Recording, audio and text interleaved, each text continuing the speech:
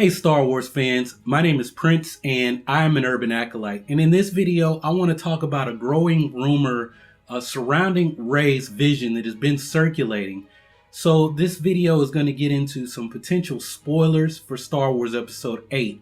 So if you want to go into Episode 8 completely spoiler free, that's fine. Stop the video. But if you still want to support me, go ahead and check out the video that I did I think last week on how the Force works in Star Wars. Over the weekend, I got a couple of tweets from Pablo Hidalgo, and he basically confirmed that everything I said in that video was right, and that is how the Force works in Star Wars. So I'm just going to accept my unofficial title as the YouTube expert on all things related to the Force.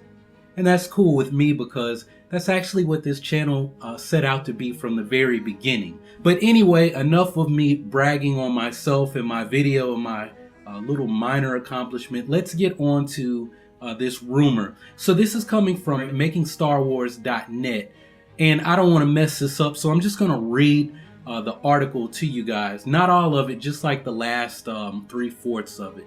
Alright, so it says, after digging around, it seems we may delve deeper into Luke Skywalker's backstory, first glimpsed in Rey's vision at Maz's castle. Some documents also appear to reveal late adolescent kids that seem to have been brought back to play the dead padawans of Luke Skywalker's Jedi Order.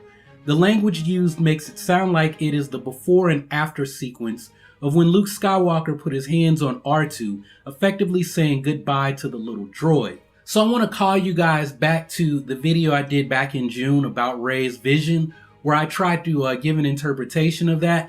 And I said that Luke appeared to be in front of a burning temple. And I don't remember if I said anything about the significance of him putting his hand on R2. But so it may not actually be in the video. But something I was thinking about as I saw that was that may have been the time where Luke actually left R2, and R2 went to the Resistance base, and Luke went off in search of the first Jedi Temple. Something else that occurred to me was in the novelization, it says that Rey saw Luke saw Luke and R2 in front of a burning temple, and something that just occurred to me was maybe when Luke constructed the new Jedi Order, he actually constructed a temple, and in order to kind of cover his footsteps, maybe he actually burned his own temple, packed up R2, and sent R2 home. Another thing that I said was when Rey saw Kylo Ren and the Knights of Ren, I believe she was seeing them as a remote viewer. So where people came up with these fan speculations or theories that Kylo Ren actually killed a member of the Knights of Ren, who in the script is just it just says warrior, and saves Rey. I don't think that he was actually saving Rey. That was just Rey seeing things as a remote viewer, and her body was there so that we as the audience would see that Rey is experiencing these things as if she was there. And I used Bran Stark in Game of Thrones as an example, the way he has that remote viewer power. I'm not a big Game of Thrones person, so I don't remember what it's called, but I'm sure somebody will post it down in the comment section. And anyway, back to the article. As we have heard the rumor, a sequence appears to involve Rey, Luke Skywalker, R2, Kylo Ren, and dead bodies of youthful characters. An inactive adult Rey at the scene makes us think this is probably a continuation of the flashback sequence Rey began on Takodana. Rey appears to be a bystander, making us think this is her vision of the past seen from her perspective. For Star Wars The Force Awakens, there were props made for the dead or dying Padawans on the set. We were sent this photo of these props from The Force Awakens back during the production of that film. The photos show that they built props for Jedi to be used in the flashback sequence of that film. Sabers like this were made, and versions in resin were also constructed for Star Wars The Force Awakens. If these things are being interpreted correctly, we could be seeing something like the saber above in Star Wars Episode 8. If correct, it would seem the details of the flashback sequence were held back in Star Wars The Force Awakens and saved for elaboration in Episode 8. Hopefully more details emerge which give us better insight into how all of this comes together. Apologies for the guarded language, but that's the way it is. Right now, this is what we think the information is amounting to.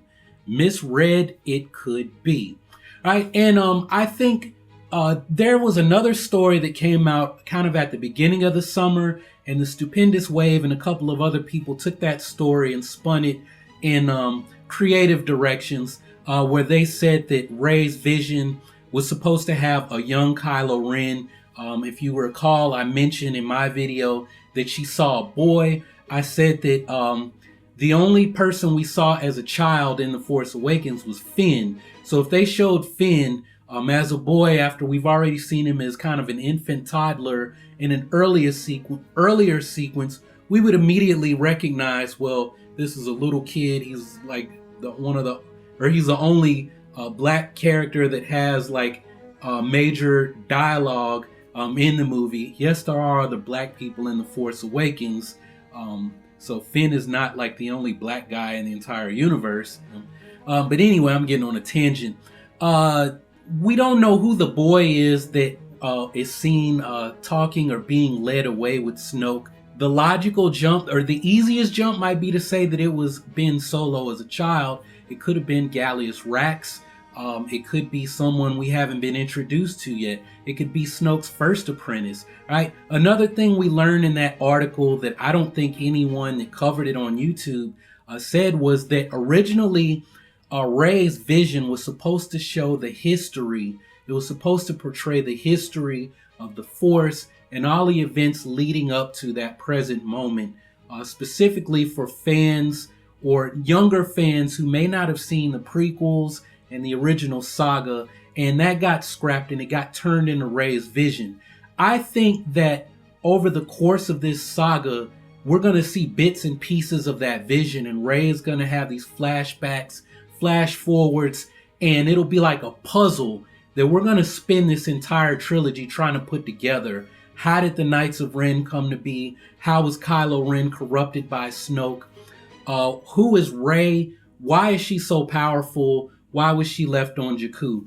I think it's her memories and the Force making her remember so that Rey can accept or Rey can complete her heroic journey and to become the giver of boons.